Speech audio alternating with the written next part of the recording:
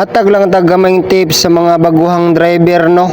Mga idol sa kanang sige tag half clutch morning pwede mahitabo sa ato ang sakyanan no, ang ato ang clutch lining masunog or mapudpod mo na resulta sa sige half clutch.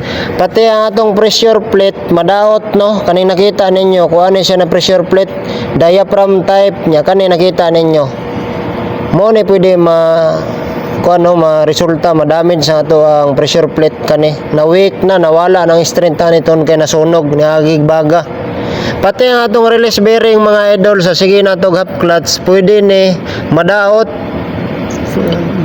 itong release bearing mo na number 1 na maapektuhan no sa sige tag half clutch ang atong clutch lining, ang atong pressure plate ug ato ang release bearing.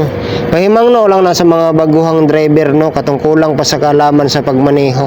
Kanang atong simple tips para ni sa mga baguhang driver, dakong tabang ni para sa inyo. Mo nang ayaw niyo og galia, sige og half clutch.